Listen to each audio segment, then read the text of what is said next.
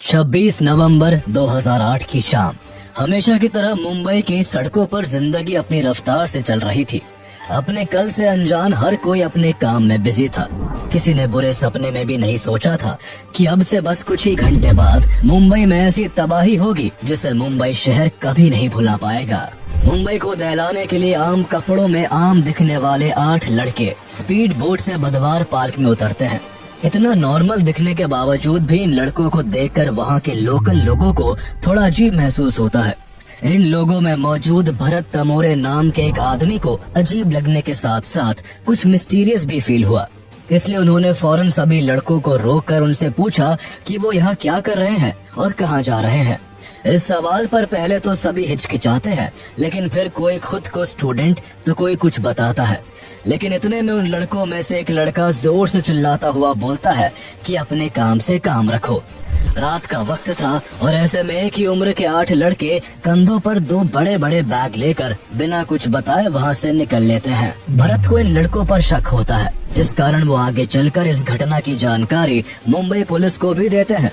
लेकिन पुलिस बात को हल्के में लेते हुए कोई कार्रवाई नहीं करती। बाद में कार्रवाई न करना ही मुंबई पुलिस की सबसे बड़ी गलती साबित होती है। अगर समय रहते मुंबई पुलिस कोई कार्रवाई करती तो शायद मुंबई में मौत का तांडव न देखने को मिलता। शायद उस दिन का इतिहास 166 लोगों के खून से सना नहीं होता। वहाँ से निकलने के बाद सभी लड़के 2-2 के ग्रुप में डिवाइड होकर टारगेट की गई लोकेशंस की तरफ निकल पड़ते हैं। इन लोकेशंस में CST railway station, Taj Mahal palace hotel, Leopold cafe और नरीमन हाउस शामिल थे। सारी जगह वहाँ से बस कुछ ही दूरी पर थी। हालांकि समुद्र के रास्ते से आई बोट में 8 नहीं बल्कि टोटल 10 लड़के थे, जहां 10 में से 8 लड़के बोट से उतरकर सड़क के रास्ते अपनी अपनी लोकेशन पर पहुंच रहे थे, तो वही बाकी के 2 लड़के अपनी टारगेट ओबरॉय होटल तक पहुंचने के लिए बोट का ही इस्तेमाल करते हैं। एक तरफ जहां ये लड़के अपने मंसूबों को पूरा करने के लिए तेजी से अपनी अपनी लोकेशंस की ओर बढ़ रहे होते हैं, तो वही दूसरी ओर मुंबई हमेशा की तरह अपनी धुन में बस चलती जा रही थी। लोग रोज की तरह काम काज में बिजी थे, लेकिन अचानक मुंबई गोलियों की तड़तड़ाहट से थर्रा उठती है। मुंबई के लिए यह आवाजें नहीं थी। अंडरवर्ल्ड के गुटों में अक्सर शूट आउट होता रहता था। थोड़ी बहुत गोलीबारी तो मुंबई के लिए आम बात थी, लेकिन आज कुछ बड़ा हुआ था। इतना बड़ा कि जिसकी आवाज ने देश को सुन्न करके रख दिया था। इस धमाके और अंधाधुन गोलीबारी की शुरुआत छत्रपति शिवाजी टर्मिनस से होती है। छत्रपति शिवाजी टर्मिनस मुंबई के सबसे बिजिएस्ट रेलवे स्टेशन में से एक है। उस दिन पटना जाने वाली ट्रेन कुछ घंटों की देरी से चल रही थी। यात्रियों को ये कहाँ पता था कि ये देरी उनके लिए जानलेवा साबित होने वाली है। इस्माइल खान और अजमल कसाब नाम के 2 लड़के एक साथ स्टेशन पर पहुँचते हैं और ऐसे खौफनाक मंजर को जन्म देते हैं जिसका अंदाजा कोई नहीं लगा सकता था। यहाँ पहुंचकर जहाँ कसाब पागलों की तरह हंसते हुए AK-47 से ताबड़तोड़ गोलियां चलाने लगता है, तो वही इस्माइल चारों तरफ हैंड ग्रेनेड फेंकता है। किसी को अंदाजा नहीं था कि क्यों और किस कारण उन पर ऐसा हमला किया जा रहा है। चारों ओर बस गोलीबारी और चीखने चिल्लाने की आवाजें गूंज रही थी। लगातार गोलियों की आवाज और बॉम्ब धमाकों से लोग डर कर इधर उधर भागने लगते हैं। जिसको जहाँ जगह मिलती है वो वही छुप जाता है। अफरा तफरी और चीख पुकार के बीच दोनों इस तरह फायरिंग कर रहे थे जैसे मानो कोई वीडियो गेम खेल रहा हो। इन दोनों आतंकियों का सिर्फ एक ही मकसद था और वो था मुंबई के सबसे busiest railway station Chhatrapati Shivaji terminus पर अधिक से अधिक लोगों की मौत। स्टेशन पर काम करने वाले लोगों और रेलवे पुलिस को कुछ समझ नहीं आ रहा था कि इस सिचुएशन को किस तरह हैंडल किया जाए। फिर भी दोनों आतंकियों को रोकने के लिए रेलवे पुलिस हर एक कोशिश करती है, लेकिन नाकाम रहती है। दरअसल दोनों लड़के पहले से ही प्लान बनाकर आए थे और उनके पास हर तरह के हथियार मौजूद थे, लेकिन रेलवे पुलिस के पास केवल उनकी ड्यूटी रिवॉल्वर ही मौजूद थी, जिस कारण वो इनका सामना नहीं कर पाते और वही शहीद हो जाते हैं। लेकिन इसी बीच रेलवे स्टेशन के ही एक कर्मचारी विष्णु दत्ताराम अपनी जान की परवाह न करते हुए अनाउंसमेंट करके सभी पैसेंजर्स को आगाह करते हैं कि वो फौरन स्टेशन को छोड़कर अपनी जान बचाए। अनाउंसमेंट सुनते ही कई लोग अपनी जान बचाकर भागने में कामयाब रहे, लेकिन आतंकियों का हमला इतना भयानक था कि केवल 1 घंटे में 58 लोग अपनी जिंदगी गंवा देते हैं, तो वही 104 लोग बुरी तरह घायल हो जाते हैं। जब सीएसटी रेलवे स्टेशन पर गोलीबारी चल रही होती है तभी मुंबई पुलिस को इस घटना की इन्फॉर्मेशन मिल जाती है। लेकिन इससे पहले कि पुलिस कोई एक्शन लेती, एक और खूनी खेल खेला जाता है और इस बार लोकेशन अलग थी। मुंबई के फेमस लियोपोल्ड कैफे में उन्हीं 10 में से 2 आतंकी शोएब और नाजिर एकदम सीएसटी रेलवे स्टेशन जैसी ही घटना को अंजाम देते हैं। लियोपोल्ड कैफे में अपनी शाम को हसीन बनाने में डूबे हुए लोगों को आने वाले पल की कोई खबर नहीं थी। पार्टियों में मशगूल लोगों में से किसी को भी अंदाजा नहीं था कि ये रात उनके लिए आखिरी रात साबित होगी। वो खुशी और जश्न के माहौल में खोए हुए थे कि तभी 2 जवान लड़के हाथों में हथियार लिए कैफे में बैठे हर एक शख्स के खून के प्यासे बन जाते हैं। लियोपोल्ड कैफे मुंबई का एक बेहद जाना माना कैफे है जहां लोगों की हमेशा भीड़ रहती है। इस कैफे पर फॉरेनर्स का भी हमेशा से आना जाना रहा है। कैफे की पॉपुलैरिटी और फॉरेनर्स की प्रेजेंस के कारण ही इस कैफे को टारगेट किया जाता है। दोनों आतंकी लियोपोल्ड कैफे में घुसते ही कई राउंड फायरिंग करते हैं। अचानक से की गई अंधाधुंध फायरिंग से कैफे में बैठे कई लोग चाहकर भी अपनी जान नहीं बचा पाते, जिस कारण इस हमले में कई विदेशी और भारतीय लोग मारे जाते हैं। मुंबई में लगातार 2 अटैक्स होने के बाद भी बात यहाँ नहीं थमती है। अभी तो बस शुरुआत हुई थी और अभी कई बड़े हमले बाकी थे जिनमें सैकड़ों लोगों की जिंदगी जानी थी। लियोपोल्ड कैफे को टारगेट करने के बाद ये दोनों आतंकी ताज होटल की ओर अपना रुख करते हैं, जहां पहले से ही इनके 2 गैंग मेंबर पहुंच चुके थे। लगातार हो रहे अटैक से चैन की नींद सो रहे लोग जाग जाते हैं। लोगों को उनके घर में ही रहने की सलाह दी जाती है। सब कुछ इतना अजीब और तेजी से हो रहा था कि किसी को सोचने और संभलने तक का वक्त नहीं मिल पाता। हर गुजरते मिनट के साथ मीडिया में अटैक की न्यू हेडलाइन फ्लैश कर रही थी। चंद घंटों पहले शुरू हुआ ये हमला ऐसा विकराल रूप ले लेता है कि हर तरफ से सिर्फ गोलीबारी और बॉम्ब ब्लास्ट की खबरें ही सामने आ रही थी। अपनी तेजी के लिए मशहूर मुंबई कुछ समय के लिए रुक सा जाता है। शुरुआती दौर में मुंबई पुलिस को ये सब एक गैंग वॉर लगता है, लेकिन कुछ ही समय में पुलिस को भी समझ आ जाता है कि ये कोई गैंग वॉर नहीं बल्कि एक फुल्ली प्लान टेररिस्ट अटैक है। मुंबई में उस दिन एक ही समय पर कई जगह हमले हो रहे थे। जब सीएसटी स्टेशन और लियोपोल्ड कैफे में हमला हो रहा था तभी आतंकियों का एक और ग्रुप ताज होटल को निशाना बना रहा था। ताज होटल पर अटैक की इतनी जबरदस्त प्लानिंग की गई थी कि जिस समय ताज होटल पर हमला किया जाता है उस समय होटल के मैक्सिमम रूम्स बुक थे। हमले के वक्त यूरोपियन पार्लियामेंट कमेटी के कई डेलीगेट्स भी होटल में मौजूद होते हैं। इत्तेफाक से उस दिन गौतम अडानी भी ताज होटल में ही मीटिंग कर रहे होते हैं। हालांकि अपनी मीटिंग खत्म करके जैसे ही अडानी बाहर की ओर जाने लगते हैं वैसे ही उनकी टीम उन्हें एक और मीटिंग के बारे में इन्फॉर्म करती है, जिस कारण बाहर निकलने के बजाय वो वापस से मीटिंग रूम में चले जाते हैं। एक तरफ अडानी मीटिंग के लिए जाते हैं तो दूसरी ओर अब तक आतंकियों का तीसरा ग्रुप हाफिज और जावेद ताज होटल के मेन एंट्रेंस से होटल में घुस जाते हैं। उनके होटल में एंटर करते ही होटल ताज गोलियों की तड़तड़ाहट और बम के धमाकों से गूंज उठता है। जैसे ही अडानी की टीम को इस हमले के बारे में पता चलता है, अडानी को तुरंत किचन के जरिए बेसमेंट में ले जाया जाता है, जहां वो रात भर रहते हैं और सुबह उन्हें मार्कोस कमांडो सेफली रेस्क्यू कर लेते हैं। अडानी तो सेफ हो चुके थे, लेकिन अभी भी यहाँ हजारों लोगों की जान दाव पर लगी थी। दोनों आतंकी लगातार फायरिंग कर रहे थे। गोलीबारी की आवाज सुनकर हर तरफ डर का माहौल था। सबसे पहले इन दोनों आतंकियों ने मेन गेट पर ड्यूटी कर रहे गार्ड की हत्या कर दी। उसके बाद होटल के ग्राउंड फ्लोर पर जो भी लोग थे उनमें से कुछ को मार दिया और कुछ को हॉस्टेज बना लिया। ग्राउंड फ्लोर के बाद आतंकी फायरिंग करते हुए सीढ़ियों से ऊपर के फ्लोर्स को खंगालने लगते हैं। हालांकि इस मौके का फायदा उठाकर मुंबई पुलिस अलग अलग गेट से कई बड़े अधिकारियों को सेफली रेस्क्यू कर लेती है। 200 के करीब लोग खुद होटल की खिड़कियों को तोड़कर बेडशीट और पर्दों के सहारे अपनी जान बचाने में सफल होते हैं। यहाँ पर आतंकियों का मोटिव किसी बड़े बिजनेसमैन या फॉरेन डेलीगेट्स को हॉस्टेज बनाने का था, ताकि इसके सहारे वो इंडियन गवर्नमेंट से नेगोशिएट कर सके। दोनों आतंकी होटल में घुसने के साथ ही पहले 5th फ्लोर पर अटैक भी इसलिए ही करते हैं क्योंकि 5th फ्लोर पर बिजनेस सेंटर था। उन्हें लगा था कि इस फ्लोर पर उन्हें कोई न कोई बड़ा आदमी जरूर मिल जाएगा। हालांकि अगर गौतम अडानी को रेस्क्यू नहीं किया जाता तो इनके मंसूबे पूरे हो भी सकते थे। लेकिन 5th फ्लोर पर किसी बिग पर्सनालिटी के न मिलने पर दोनों आतंकी फायरिंग करते हुए 6th फ्लोर पर चढ़ जाते हैं और वहां अपना कंट्रोल सेंटर बनाने के लिए एक कमरा तलाशने लगते हैं। उनकी नजर रूम नंबर 520 पर पड़ती है, जो अंदर से बंद था। बहुत खटखटाने के बाद भी गेट नहीं खुलता तो आतंकी हथियारों से मारकर गेट खोल देते हैं और अंदर घुस जाते हैं।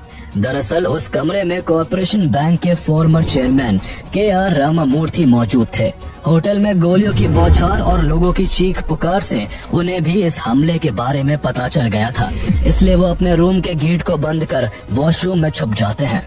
लेकिन कमरे का गेट खुलते ही उनकी धड़कनों की रफ्तार एकदम से तेज हो जाती है और जिसका डर था वही होता है। वॉशरूम में छुपे रामामूर्ति आतंकियों की नजर में आ जाते हैं, लेकिन आतंकी उनको मारने के बजाय उन्हें वही बंधक बना लेते हैं। ताज होटल पर अटैक के बीच ही विले पार्ले और वाड़ी बंदर में चलती टैक्सी में तेज आवाज के साथ बॉम्ब ब्लास्ट होता है और आसमान धुएं से भर जाता है।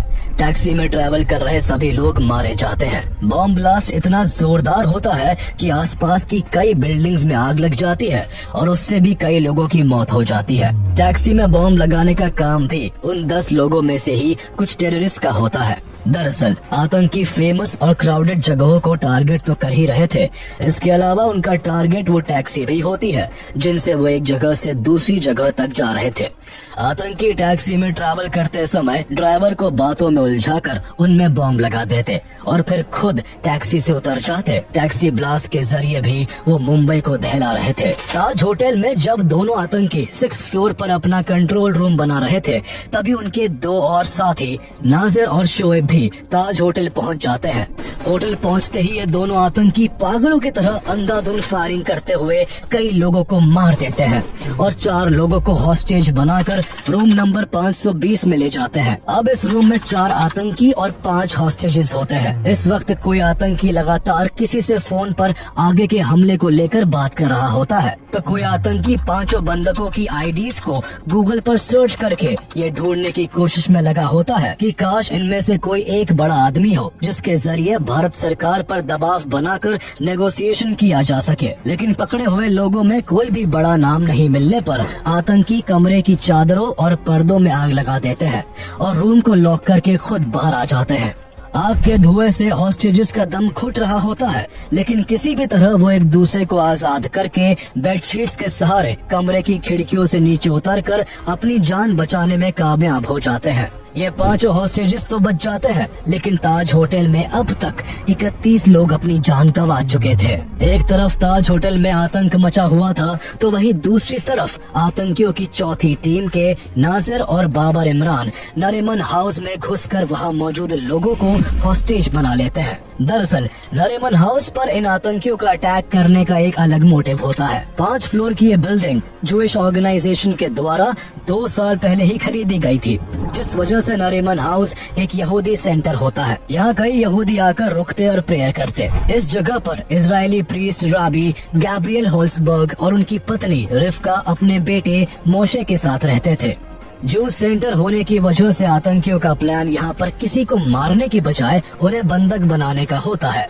उनका मोटिव था कि वो सभी इजरायली सिटीजन्स को हॉस्टेज बनाकर इजरायली गवर्नमेंट से नेगोशिएट करते, जिसके चलते इजराइल भारत पर अपने सिटीजन्स को बचाने के लिए दबाव बनाता। इस तरह आतंकियों का मकसद इजराइल और इंडिया के रिलेशन में फूट डालने का भी था। इसलिए दोनों आतंकी यहाँ रह रहे गैब्रियल और उनकी पत्नी रिफ्का पर इजराइल की एम्बेसी से बात करवाने के लिए प्रेशर बनाते हैं। लेकिन जब कोई बात नहीं बनती तो आतंकी फ्रस्ट्रेट होकर नरीमन हाउस को भी खून से रंग देते हैं। इस हमले में गैब्रियल और उनकी प्रेग्नेंट वाइफ समेत 9 लोग अपनी जान गंवा देते हैं। CST स्टेशन, लियोपोल्ड कैफे, ताज होटल, नरीमन हाउस और टैक्सी बॉम्ब ब्लास्ट्स। जहां इतना सब हो रहा था तो वही आतंकियों का 5वां ग्रुप अब्दुल रहमान और फैदुल्ला ओबरॉय होटल के पास बोट को समुद्र के किनारे लगाते हैं और होटल की लॉबी में अंधाधुंध फायरिंग करना शुरू कर देते हैं। यहाँ पर भी आतंकियों का अटैक का तरीका सेम होता है। ये दोनों आतंकी भी बाकी आतंकियों की तरह ओबरॉय होटल में गोलीबारी करते हैं। गोलियों की आवाज से कई लोग जैसे तैसे बचकर वहां से निकल जाते हैं, लेकिन इस दौरान आतंकी होटल के 2 स्टाफ मेंबर जॉर्डन और प्रदीप को बंदी बना लेते हैं। आतंकी पहले जॉर्डन को पकड़कर उसे फोर्स करते हैं कि वो फर्नीचर और पर्दों पर अल्कोहल डालकर उनमें आग लगाए, लेकिन ऐसा करते हुए जॉर्डन के हाथ कांपने लगते हैं, जिसे देखकर एक आतंकी गुस्से में आ जाता है और जॉर्डन को गोली मार देता है। जॉर्डन के मरते ही आग लगाने का काम प्रदीप को सौंपा जाता है। प्रदीप मौत के डर से जैसे तैसे वहां मौजूद पर्दों और फर्नीचर में आग लगा देता है। इसके बाद प्रदीप से वीआईपी लोगों के बारे में आतंकी पूछताछ करते हैं। यहाँ प्रदीप चालाकी दिखाते हुए बताता है कि वीआईपीज ऊपर वाले फ्लोर पर होंगे, इसलिए लिफ्ट से जाना पड़ेगा। प्रदीप और दोनों आतंकी लिफ्ट की तरफ बढ़ते हैं। लिफ्ट के खुलते ही प्रदीप आतंकियों को चकमा देकर अकेला लिफ्ट में घुस जाता है और नीचे जाने का बटन दबाकर लिफ्ट को बंद कर देता है। यह सब इतना अचानक से हुआ था कि आतंकियों को कुछ समझ नहीं आया, लेकिन इस चकमे से आतंकी बहुत गुस्से में आ जाते हैं और पहले लिफ्ट और फिर चारों तरफ पागलों की तरह फायरिंग करने लगते हैं। इस हमले में 30 से ज्यादा लोग अपनी जान गंवा देते हैं। एक ही दिन एक ही वक्त पर अलग अलग जगह से अटैक्स की खबर सुनकर महाराष्ट्र पुलिस क्लूलेस हो जाती है। कुछ देर के लिए उन्हें समझ ही नहीं आता कि उन्हें क्या करना चाहिए। हालांकि गोलीबारी की सूचना पाते ही मुंबई एटीएस के हेड हेमंत करकरे जल्द ही अपनी टीम तैयार कर आतंकियों का पीछा करते हैं। वो पहले सीएसटी रेलवे स्टेशन पहुंचते हैं, पर वहां तब तक खून का खेल खेला जा चुका था। तभी उन्हें फोन पर पता चलता है कि 2 आतंकी बंदूकें लेकर कामा हॉस्पिटल के पास वाली गली में देखे हैं। ये क्लू मिलते ही हेमंत करकरे अपनी गाड़ी को कामा हॉस्पिटल की तरफ मोड़ देते हैं। इस गाड़ी में हेमंत करकरे के साथ एसीपी अशोक कामते, विजय सलास्कर, हेड कांस्टेबल अरुण जाधव और 3 सिपाही भी मौजूद थे। गाड़ी जैसे ही कामा हॉस्पिटल की गली के पास पहुंचती है, सीएसटी पर हमला करने वाले कसाब और इस्माइल एकदम से गाड़ी के सामने आ जाते हैं और गाड़ी पर अंधाधुंध फायरिंग करते हुए वो कुछ ही मिनट्स में AK-47 की 2 मैगजीन पुलिस की गाड़ी पर खाली कर देते हैं। इस दौरान पुलिस की तरफ से भी गोलीबारी होती है, जिसके चलते कसाब के हाथों में गोली लग जाती है, लेकिन आतंकियों के ताबड़तोड़ हमले ने पुलिस की गाड़ी को छल्ली कर दिया था। पुलिस की तरफ से फायरिंग रुकते ही कसाब और इस्माइल गाड़ी की तरफ बढ़ते हैं और कंफर्म करते हैं कि कोई पुलिस वाला जिंदा तो नहीं बचा। इस गोलीबारी में हेमंत करकरे सहित कई पुलिसकर्मी शहीद हो गए थे। दोनों आतंकियों ने जब गाड़ी में आगे पीछे देखकर पक्का कर लिया कि कोई भी जिंदा नहीं है, तो वो विजय सालास्कर, हेमंत करकरे और अशोक कामते की बॉडीज को नीचे उतारते हैं और ड्राइवर वाली सीट को खाली कर देते हैं। आतंकी पीछे की सीट पर बैठे पुलिस कर्मियों की डेड बॉडीज को भी गाड़ी से उतारना चाहते थे, लेकिन पीछे का डोर ना खुलने की वजह से टाइम ना वेस्ट करते हुए वो आगे वाली सीट पर बैठकर गाड़ी को लेकर वहां से मालाबार हिल की तरफ निकल जाते हैं। हालांकि गोलीबारी के कारण गाड़ी की हालत काफी खराब हो जाती है।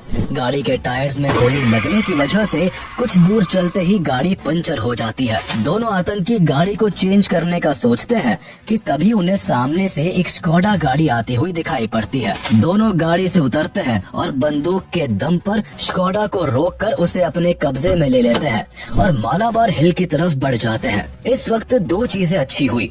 एक तो आतंकी स्कोडा कार में बैठी फैमिली को मारना भूल जाते हैं और दूसरा ये कि आतंकियों का ध्यान नहीं जाता कि जिस पुलिस कार में बैठकर वो यहाँ तक आए थे, इसके पीछे की सीट पर हेड कांस्टेबल अरुण जाधव अभी भी जिंदा थे। उनके बस कंधे पर गोली लगी थी और वो मरने का नाटक करते हुए पूरे रास्ते इस्माइल और कसाब की बातें सुनते हुए आए थे। इसलिए आतंकियों ने जैसे ही पुलिस की गाड़ी को खाली किया, अरुण जाधव ने फौरन पुलिस कंट्रोल रूम को फोन करके आतंकियों के डायरेक्शन और डेस्टिनेशन के बारे में इन्फॉर्म कर दिया। ये खबर मिलते ही मुंबई में हाई अलर्ट जारी कर दिया जाता है। सड़क पर जगह जगह बैरिकेडिंग लगा दिए जाते हैं और इन बैरिकेडिंग के साथ पुलिस फोर्स भी जगह जगह पर तैनात हो जाती है।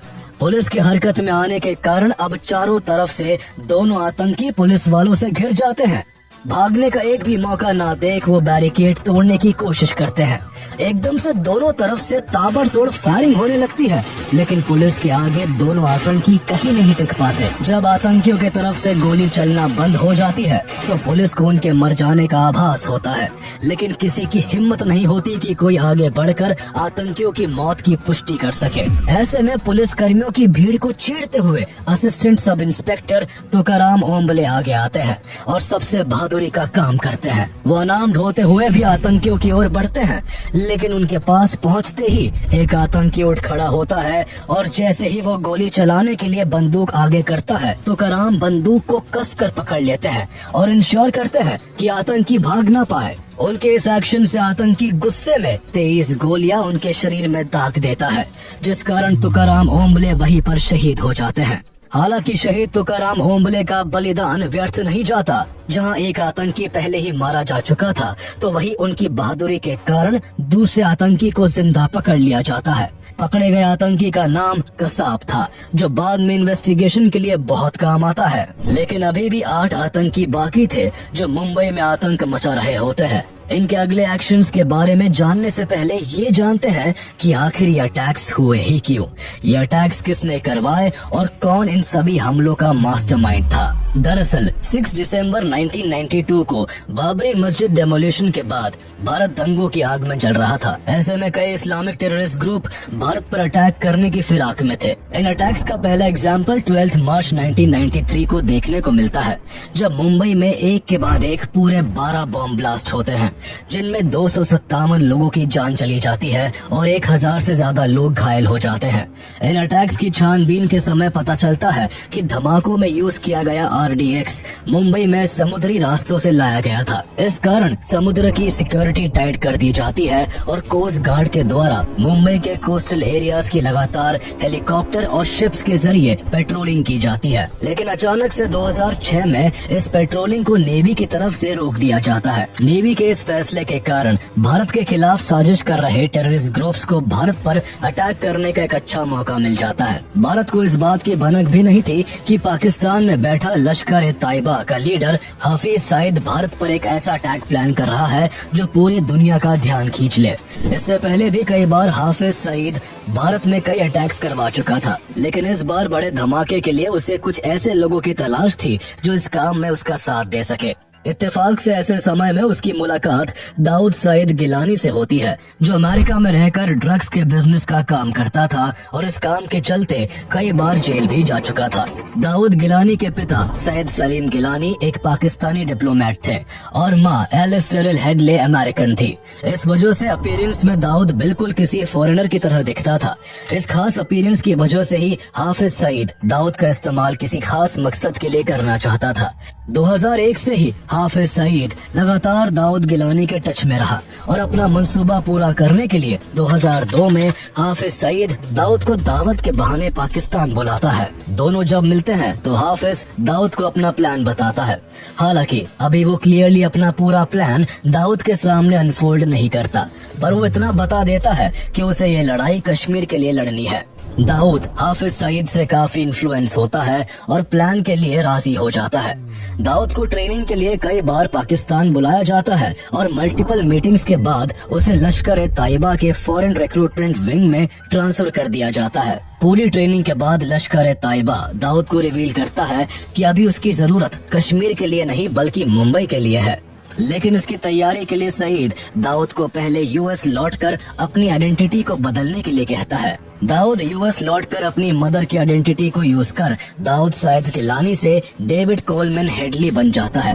ये सब करने में पाकिस्तान की ISI दाऊद की हेल्प करती है। अटैक करने से पहले भारत आकर मुंबई की उन सभी लोकेशंस की डिटेल में जानकारी लेना जरूरी था, जिसके लिए डेविड हेडली को मुंबई कई बार आना पड़ता। इसलिए डेविड हेडली बन चुका दाऊद गिलानी अपने स्कूल फ्रेंड तहव्वुर हुसैन राणा से कोऑर्डिनेट करता है। दरअसल तहव्वुर राणा पहले पाकिस्तान आर्मी में डॉक्टर था, लेकिन बाद में एक कैनेडियन लेडी से शादी करके 1997 में कनाडा चला जाता है और वहां काफी लंबे समय से अपनी वीजा कंसल्टेंसी कंपनी चला रहा होता है। दाऊद गिलानी तहव्वुर के साथ एक प्लान बनाता है और उसकी वीजा कंसल्टेंसी कंपनी की एक ब्रांच मुंबई में ओपन कर देता है, ताकि उसे बार बार मुंबई आने जाने में कोई परेशानी ना हो।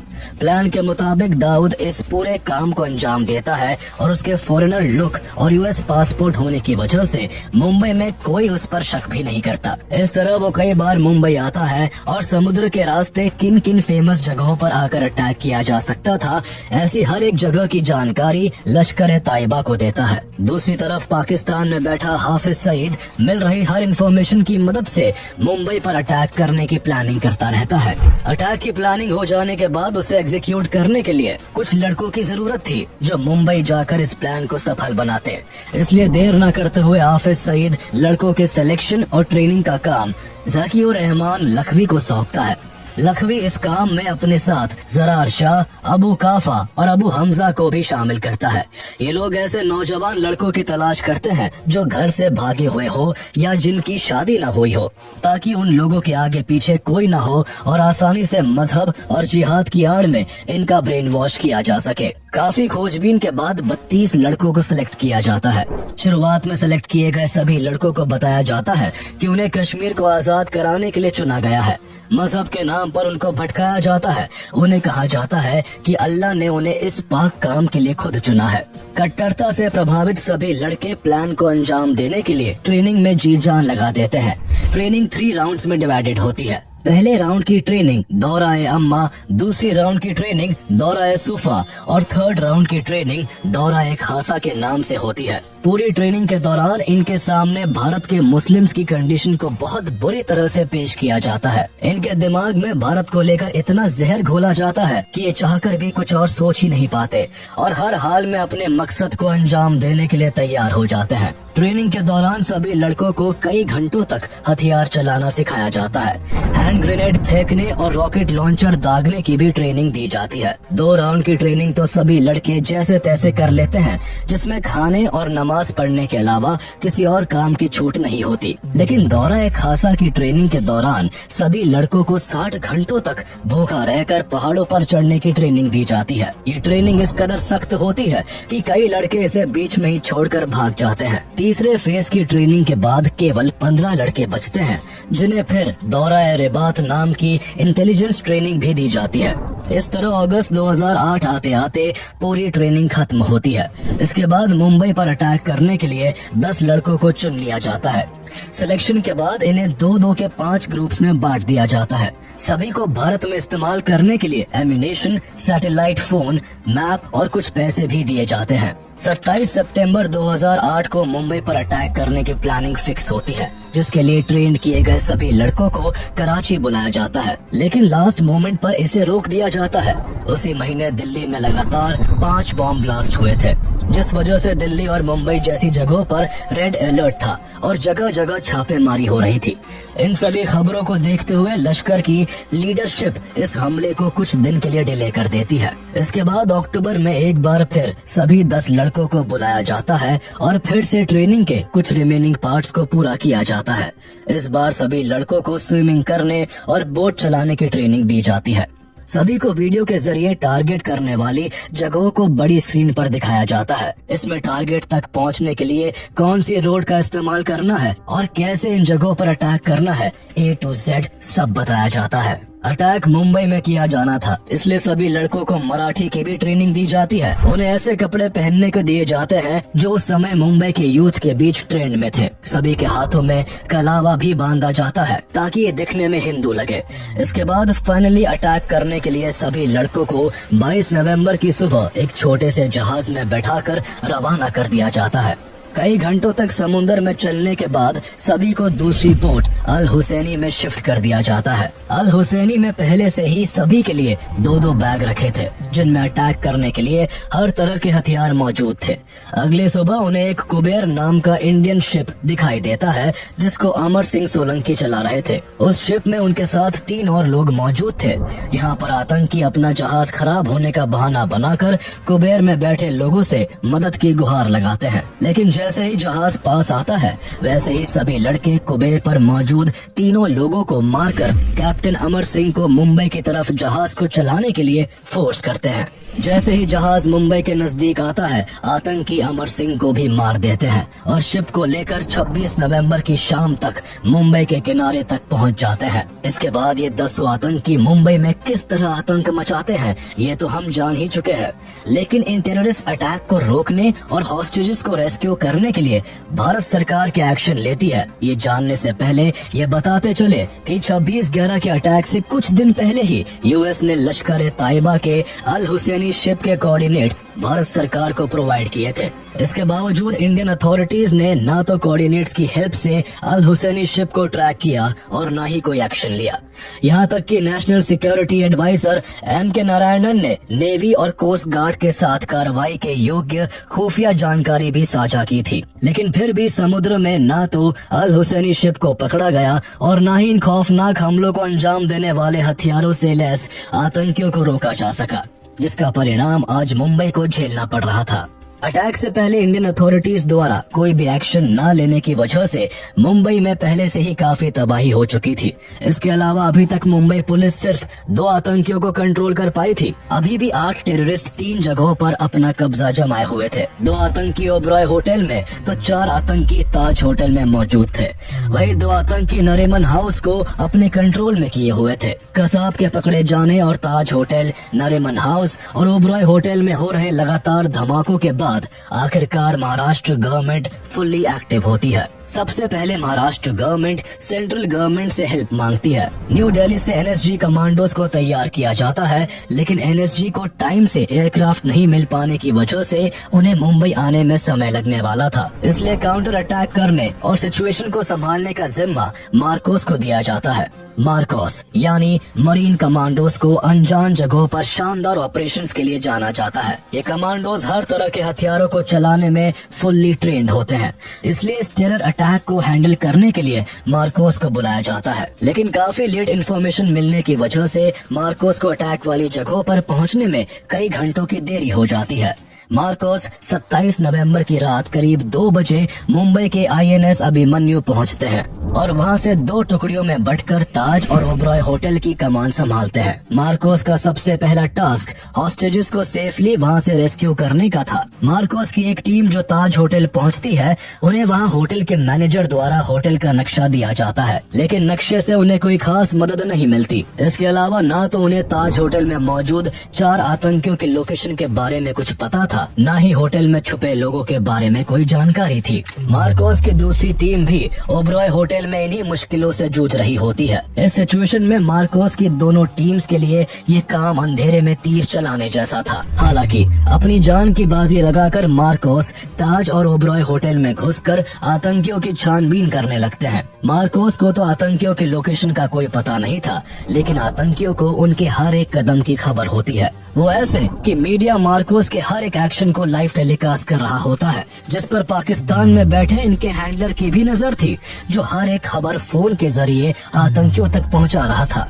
आतंकियों को मार्कोस की लोकेशन मिलते ही वो उनकी तरफ फायरिंग करना और ग्रेनेड्स फेंकना शुरू कर देते हैं, जिसके काउंटर में मार्कोस ने भी ताबड़तोड़ फायरिंग की। आतंकी इस काउंटर अटैक से सरप्राइज थे, क्योंकि अभी तक उनका सामना केवल मुंबई पुलिस से हुआ था, जिनके पास साधारण बंदूकें थी, जिस कारण वो आतंकियों के मॉडर्न वेपन्स के आगे कहीं भी टिक नहीं पा रहे थे। लेकिन यहाँ मार्कोस का अटैक इतना जोरदार था कि आतंकी 4 कदम पीछे हटने को मजबूर हो गए। इसी मौके का फायदा उठाकर मार्कोस ने ताज होटल से 150 और ओबरॉय ट्राइडेंट होटल से 200 लोगों को सुरक्षित निकाल लिया। हालांकि दोनों ही जगहों पर अभी भी कई लोग फंसे हुए थे, जो किसी भी पल आतंकियों के हमले का शिकार हो सकते थे। लेकिन इस दौरान राहत की बात यह होती है कि सुबह के करीब 5 बजे IL-76 एयरक्राफ्ट में सवार 200 NSG कमांडोज की एक टीम मुंबई पहुंच चुकी होती है। NSG कमांडोज मुंबई पहुंचकर सबसे पहले मुंबई पुलिस और मार्कोस से अटैक रिलेटेड सारी इंफॉर्मेशन गैदर करते हैं और 3 टुकड़ियों में बंटकर ताज होटल, ओबरॉय होटल और नरीमन हाउस की तरफ रवाना हो जाते हैं। इस तरह NSG का ऑपरेशन ब्लैक टोर्नेडो शुरू हो जाता है। 27 नवंबर की सुबह 6 बजे कमांडोज की पहली टीम ओबरॉय ट्राइडेंट पहुंचती है, जिसकी कमान कर्नल BS राठी संभाले होते हैं। कर्नल राठी के नेतृत्व में लेफ्टिनेंट कर्नल RK शर्मा और मेजर B भारत अपनी टीम को लेकर ओबरॉय होटल में दाखिल होते हैं। लेकिन मार्कोस की तरह NSG कमांडोज को भी आतंकियों और बचे हुए बंधकों की लोकेशन के बारे में कोई जानकारी नहीं थी, लेकिन वो अपने ट्रेनिंग और एक्सपीरियंस का इस्तेमाल करते हुए फ्लोर बाय फ्लोर चढ़ने लगते हैं। 19th फ्लोर पर पहुंचते ही आतंकियों की तरफ से फायरिंग शुरू हो जाती है। साथ ही ग्रेनेड्स फेंककर आतंकी पूरे फ्लोर पर धुआं कर देते हैं। इसी बीच NSG की दूसरी टीम ताज होटल की सिचुएशन को हैंडल कर रही होती है, जिसका नेतृत्व कर्नल सुनील शेरन कर रहे होते हैं, जिनकी कमांड में मेजर संजय खंडवाल और मेजर संदीप उन्नी कृष्णन भी होते हैं। ताज होटल के हालात ओबरॉय होटल से भी ज्यादा भयानक थे। यहाँ 4 आतंकी थे जिन्होंने ताज होटल के कई कमरों को आग के हवाले कर दिया था। ताज होटल आग की लपटों में जल रहा था और इसी आग और धुएं की वजह से कई फ्लोर्स पर कमांडोज का सांस लेना भी मुश्किल हो जाता है। ऐसे में आतंकियों को ढूंढकर खत्म करने और होटल में फंसे हुए लोगों को बचाने के लिए एनएसजी को रीग्रुप होना पड़ा। 51 स्पेशल एक्शन ग्रुप के 10 कमांडोज की टीम को लीड कर रहे मेजर संदीप उन्नीकृष्णन ने होटल की सेंट्रल स्टेयरकेस के जरिए चढ़कर टेररिस्ट पर अटैक करने का प्लान बनाया। प्लान के मुताबिक जब कमांडो सेंट्रल स्टेयरकेस से ऊपर चढ़ने लगे तभी घात लगाए बैठे आतंकियों ने अंधाधुंध फायरिंग करना शुरू कर दिया, जिससे 7 गोलियां कमांडो सुनील कुमार जोधा को लगी और वो बुरी तरह घायल हो गए। आतंकी उन पर और हमला करते इससे पहले ही सुनील को कवर देते हुए संदीप उन्नीकृष्णन और उनकी टीम ने आतंकियों पर काउंटर अटैक कर दिया। जब आतंकी थोड़ा पीछे हटे तो संदीप ने टीम से सुनील को जल्द से जल्द फर्स्ट एड देने के लिए कहा और अकेले ही सीढ़ियों पर चढ़ गए। संदीप ने जाते हुए पीछे मुड़कर अपनी टीम से कहा, मेरे पीछे मत आना, मैं संभाल लूंगा। इतना कहकर वो ऊपर चढ़ गए। संदीप और चारों आतंकियों के बीच ताबड़तोड़ गोलीबारी शुरू हो गई। अकेले संदीप उन्नीकृष्णन आतंकियों से ऐसा भिड़े कि चारों आतंकी होटल के नदन एंड के कॉर्नर में छिपने को मजबूर हो गए। लेकिन इस मुठभेड़ में संदीप पर भी गोलियों की बौछार हुई थी, जिस कारण दुश्मनों को मार गिराने की कोशिश में उन्हें अपने प्राण न्यौछावर करने पड़े। इसी दौरान 20 एनएसजी कमांडोज की तीसरी टीम 27 नवंबर की शाम करीब 5:30 बजे नरीमन हाउस के लोकेशन पर पहुंच चुकी होती है। कमांडोज बिल्डिंग में ग्राउंड फ्लोर में घुसने की बहुत कोशिश करते हैं, लेकिन वहां मौजूद दोनों आतंकी नीचे से ऊपर जाने के सारे एंट्री पॉइंट्स को हथगोलों से तबाह कर चुके थे। ऐसे में एनएसजी बिल्डिंग में छत के ऊपर से घुसने का प्लान बनाते हैं। अगले दिन 28 नवंबर की सुबह 7:30 बजे नरीमन हाउस की छत पर हेलीकॉप्टर से कमांडोज को एयर ड्रॉप किया जाता है। इसी बीच मीडिया कमांडोज के हर एक्शन की एक फोटो और वीडियो को लाइव टेलीकास्ट कर रहा था, जिससे कमांडोज की हर एक्टिविटी का पाकिस्तान में बैठे हैंडलर्स को टीवी के जरिए पता चल रहा होता है। हैंडलर्स कमांडोज की हर एक एक्टिविटी की खबर फोन से आतंकियों तक पहुंचा रहे थे। नरीमन हाउस में छुपकर बैठे दोनों आतंकियों ने कमांडोज की लाइव अपडेट मिलते ही उन पर ग्रेनेड्स फेंकना और फायरिंग करना शुरू कर दिया, जिसका निशाना कमांडो गजेंद्र सिंह बिश्त बने और वो वही शहीद हो गए। ओबरॉय ट्राइडेंट होटल, ताज होटल और नरीमन हाउस तीनों ही लोकेशंस पर कमांडोज काफी मुश्किलों का सामना कर रहे होते हैं। आतंकी चूहे की तरह बिलों में छिपकर बैठे थे और लगातार छिपकर हमला कर रहे थे। इसलिए कमांडोज को दुश्मनों से लड़ने के लिए बहादुरी के साथ साथ समझदारी और चालाकी से भी काम लेना जरूरी था। कमांडोज ने समझदारी दिखाते हुए ओबरॉय होटल में आतंकियों को खत्म करने के लिए कोऑर्डिनेट अटैक करने का प्लान बनाया, जिसके चलते 19th फ्लोर के एक कमरे में छिपकर बैठे दोनों आतंकियों पर कमांडोज अंदर से अटैक करते हैं। तो वही होटल के सामने एयर इंडिया की बिल्डिंग के 11th फ्लोर पर स्नाइपर्स को तैनात कर दिया जाता है। इस तरह आतंकी दोहरे हमले के बीच फंस गए। जिस कमरे में आतंकी मौजूद थे उसकी खिड़की पर स्नाइपर्स की तरफ से कई राउंड्स फायर किए जाते हैं, जिसमें एक आतंकी फौरन ढेर हो जाता है। तो वही कुछ ही देर बाद बचे हुए दूसरे आतंकी को होटल में मौजूद कमांडोज मौत के घाट उतार देते हैं। इस तरह 28 नवंबर की दोपहर 3 बजे तक एनएसजी ने ओबरॉय ट्राइडेंट को आतंकियों की गिरफ्त से आजाद करवा लिया। लेकिन इसी बीच नरीमन हाउस में गजेंद्र बिश्त के शहीद होने से कमांडोज बेहद गुस्से में होते हैं। अपने साथी की जान का बदला लेने और बिल्डिंग के अंदर फंसे लोगों को बचाने के लिए कमांडोज दोनों आतंकियों को ढूंढकर उन पर हमला करना शुरू कर देते हैं। मेजर संदीप सेन को एक क्लू मिलता है और वो एक कमरे में 2 हथगोले फेंक देते हैं, जिसमें मौजूद एक आतंकवादी आग की लपटों में जलकर राख हो जाता है। अब दूसरा आतंकी बचा होता है, पर उसके पास भी बचने का कोई मौका नहीं होता। सभी बचे हुए हॉस्टेजेस को बाहर निकालकर नरीमन हाउस के अंदर कई हथगोले फेंके जाते हैं, जिनकी चपेट में आकर दूसरा आतंकी भी वही मरकर ढेर हो जाता है। ओबरॉय ट्राइडेंट होटल और नरीमन हाउस अब सेफ थे, लेकिन ताज होटल में अभी भी कोहराम मचा होता है। मेजर संदीप के शहीद होने से निराश कमांडोज को अपने कर्तव्य का पालन करने और मेजर संदीप के हथियारों से बदला लेने के लिए एनएसजी चीफ जेके दत्त कमांडोज में फिर से जोश भर देते हैं। मेजर खंडवाल और उनके कमांडोज आतंकियों की खोज में होटल के चप्पे चप्पे को छानने लगते हैं।